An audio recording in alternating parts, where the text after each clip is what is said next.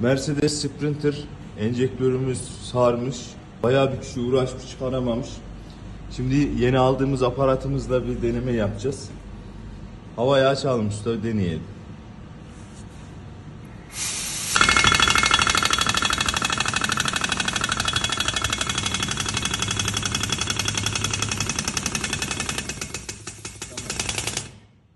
Evet, gördüğünüz gibi çok basit bir şekilde enjektörümüzü çıkarttık.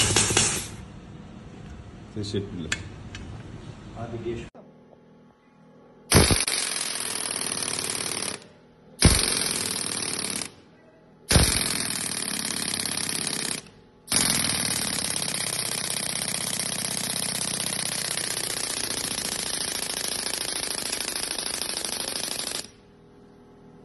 Evet.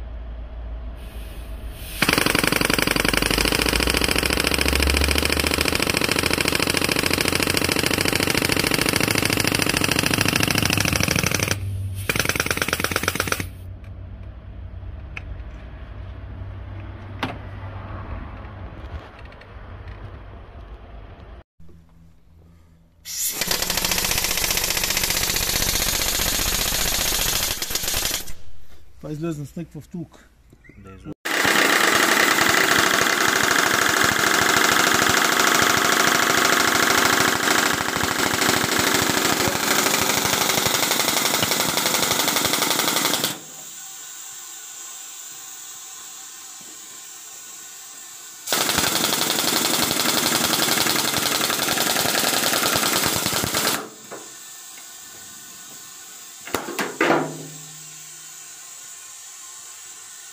Otro más fuera.